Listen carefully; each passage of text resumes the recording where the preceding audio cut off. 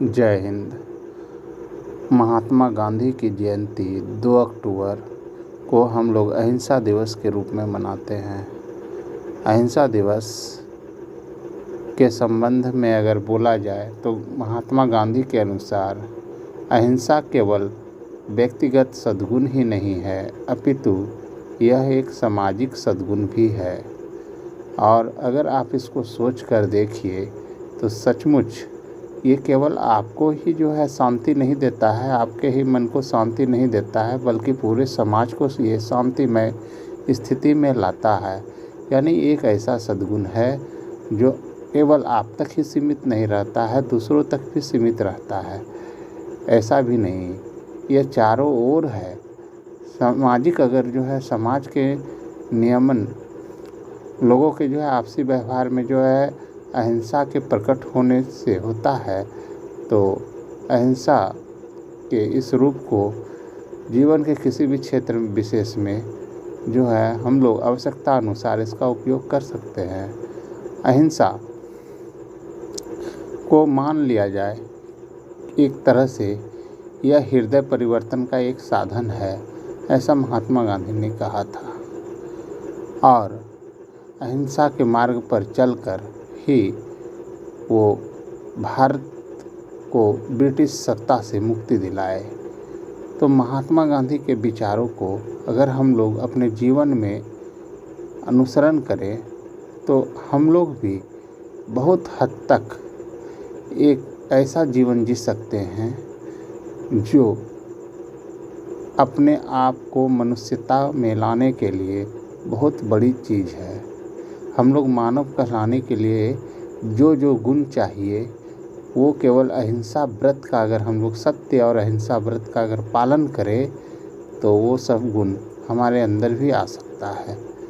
महात्मा गांधी का जन्म 2 अक्टूबर 1869 ईस्वी को हुआ था और पोरबंदर में। इनका पूरा नाम मोहनदास करमचंद गांधी था। इनकी आरंभिक शिक्षा तो वहीं स्थानीय स्तर पर ही हुई, पोरबंदर में ही। लेकिन इसके बाद उच्च पढ़ाई के लिए ये इंग्लैंड चले गए।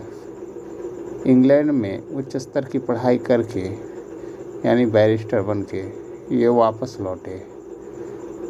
उसके बाद एक केस के सिलसिले में ये दक्षिण अफ्रीका चले गए। दक्षिण अफ्रीका जब वो पहुँचे तो उन्होंने देखा वहाँ गोरा काला का जो है रंग भेद नीति है, मज़दूरों पर अत्याचार किया जा रहा है। भारतीय मज़दूरों को वहाँ काम करने के लिए ले जाया गया था और उन पर अत्याचार हो रहा है। वो सब देख करके इनके मन में एक विचार आया कि इतनी बड़ी जो है ब्रिटिश सत्ता का मुकाबला सीधे तौर से जो है नहीं किया जा सकता। इसके लिए कोई साधन अपनाना पड़ेगा और वो साधन था अहिंसा। अहिंसा से हृदय परिवर्तन किया जा सकता है और इन्होंने अहिंसा का मार्ग जो है अपनाया और इस मार्ग के द्वारा उन्होंने सर्वप्रथम सत्याग्रह जो है अंतर्राष्ट्रीय स्तर पर कहा जाए तो वहीं दक्षिण अफ्रीका में शुरुआत कर दी, जिसमें उनको सफलता मिला। उसके बाद भारत आने के बाद इन्होंने बिहार में चंपारण ज़िले में अपना जो है पहला सत्याग्रह जो है 1917 में जो है नीले किसानों के ऊपर जो अत्याचार हो रहा था, नील की खेती जबरन कराई जा रही थी, तो उसको लेकर के यहाँ पर वो सत्याग्रह किए और उनको फिर से सफलता मिला। इस प्रकार महात्मा गांधी कई बार जो है आंदोलन को सफल होते देख अब मन में एक उत्साह लेकर वो आगे चले और बड़ा बड़ा जन आंदोलन चलाए, जैसे असहयोग आंदोलन, उसके बाद सविनय अवज्ञा आंदोलन और एक बड़ा और जन आंदोलन भारत छोड़ो आंदोलन। करो और मरो का आह्वान किए और अंग्रेज़ों को देश से बाहर कर दिए।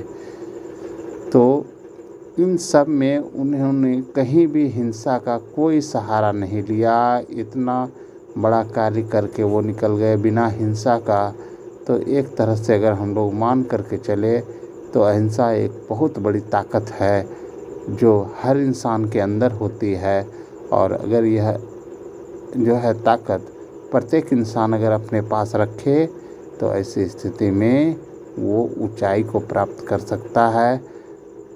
एक तरह से कहा जाए कि ऊर्जा का सदुपयोग होता है। हमारे शरीर में जो ऊर्जा होती है तो अहिंसा का पालन करने से हम लोग उस ऊर्जा का सदुपयोग कर पाते हैं, वो ऊर्जा व्यर्थ नहीं होती है। आप देखते होंगे कि आस पड़ोस या कहीं भी जो है लड़ाई झगड़ा होता है तो हिंसात्मक तो नहीं होता है, लेकिन मन से ज़रूर हिंसा कर देते हैं। अगर हिंसात्मक नहीं हो रहा है, मारपीट नहीं हो रहा है, तो मन से ज़रूर कर देते हैं।